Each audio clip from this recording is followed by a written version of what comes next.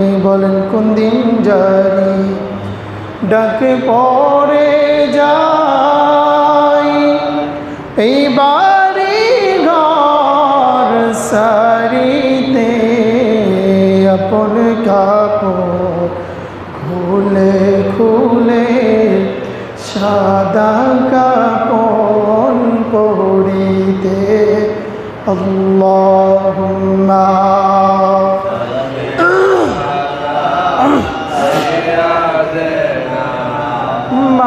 مولانا محمد وعلى سيدنا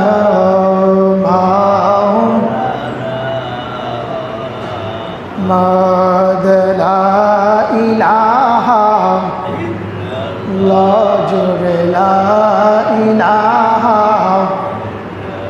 لا إله إلا الله لا إله إلا الله لا إله إلا الله جل لا إله الله لا إله বলেন আল্লাহ সারা মাবুদ নাই নবীজি সারা উপায় নাই বলেন আল্লাহ সারা মাবুদ নাই হায় নবীজি সারা সেই নবীকে পাইতে হলে সেই নবীকে পাইতে হলে ওলি আল্লাহর দোয়া চাই লা ইলাহা ইল্লাল্লাহ লা ইলাহা লা ইলাহা ইল্লাল্লাহ মুহাম্মাদুর রাসূলুল্লাহ সাল্লাল্লাহু আলাইহি ওয়াসাল্লাম। হাজিরিন, আমরা মহান রব্বুল আলামিনের দরবারে শুকরিয়া আদায় করছি যে মহান রব্বুল আলামিন আমাদেরকে এই বৈরিক আবহাওয়ার ভিতরে সমস্ত খারাপ কাজ থেকে বিরত রেখে আল্লাহর হুকুম জুমা নামাজ আদায় করার জন্য মসজিদে আসার এবং বসার মতো তৌফিকটুকু এনায়েত করেছেন। সেই জন্য সকলের শুকরিয়া আদায় করছি আলহামদুলিল্লাহ। লক্ষ কোটি দরুদ ও সালাম আকে নামদার তাজদারে মদিনা সুলতানুল মদিনা নবী মুহাম্মদুর রাসূলুল্লাহ সাল্লাল্লাহু আলাইহি ওয়াসাল্লামের কদম মুবারকে সেই জন্য সকলের শুকরিয়া আদায় করছি আলহামদুলিল্লাহ। লক্ষ কোটি দরুদ ও সালাম আকে নামদার তাজদারে মদিনা নবী মুহাম্মদুর রাসূলুল্লাহ সাল্লাল্লাহু আলাইহি ওয়াসাল্লামের কদমে। আমার ভাইরা বাবারা, আমরা মুহররম মাসের প্রায় তৃতীয় জুমায় চলে আসছি। মুহররমের শিক্ষা সম্পর্কে গত জুমায় এবং 10ই মুহররমের দিন আমরা বিস্তারিত মোটামুটি আলোচনা করেছি। ইমামে হুসাইন রাদিয়াল্লাহু তাআলা আনহু কারবালার ময়দানে আপনার আমার জন্য শাহাদাতের পেয়ালা পান করেছেন এবং মানব জাতিকে একটা শিক্ষা দিয়েছেন যে তোমরা হকের উপরে অটল থাকবে।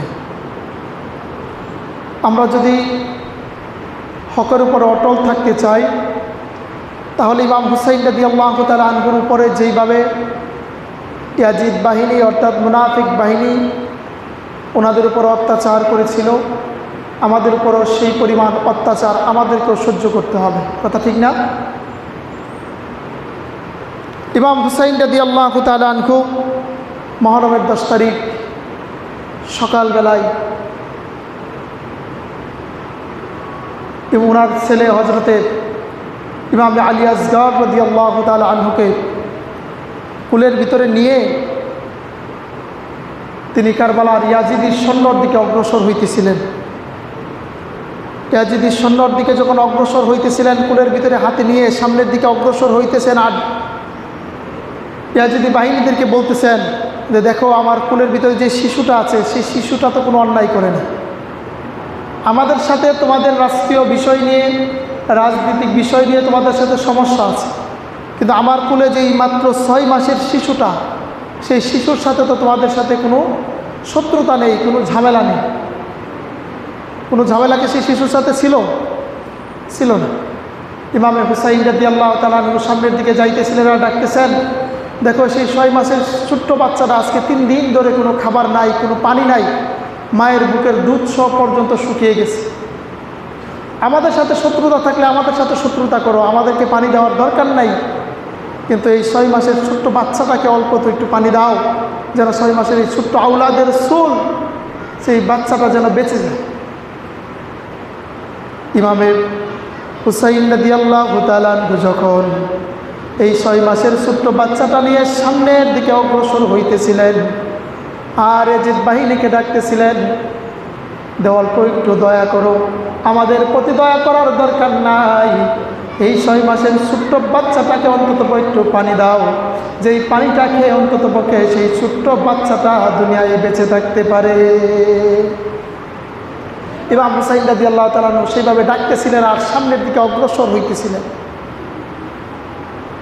তখন দূর থেকে একটা ইয়াজিদি সৈন্য ইমাম হুসাইন রাদিয়াল্লাহু তাআলা আনহু বুকের দিকে লক্ষ্য করে একটা তীর নিক্ষেপ করলেন।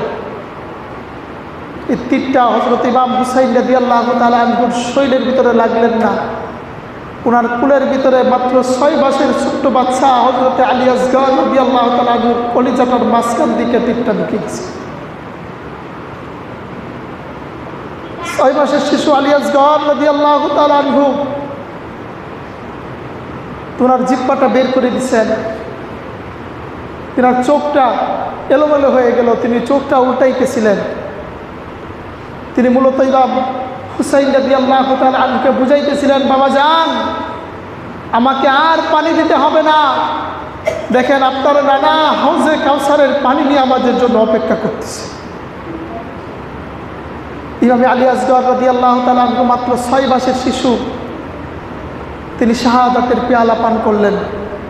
অর্থাৎ ইমাম আলী আসগর রাদিয়াল্লাহু তাআলা আনহু আমাদেরকে শিক্ষা দিলেন, শুনে রাখো, তোমরা ছোট হইতে পারো, বড় হইতে পারো, যেই পদ্ধতিতেই যাও না কেন, তোমরা যখন হকের পথের দিকে অগ্রসর হবে, তুমি ছোট আর বড় নাই, তুমি যতটুকু সাইজে হও, যতটুকু বয়সেরই হও না কেন, হকের পথে যদি তুমি থাকো, হক দলের প্রতি থাকো, তাহলে তোমাকেও তীর খেয়ে আর গুলি খেয়ে দুনিয়া থেকে মরতে হবে। আপনার আমার জীবনটা একবারে সংক্ষিপ্ত একটা জীবন, আপনার আমার জীবনটা একবারে ছোট্ট একটা জীবন। আসুন এই জীবনটাকে আমরা কাজে লাগাই।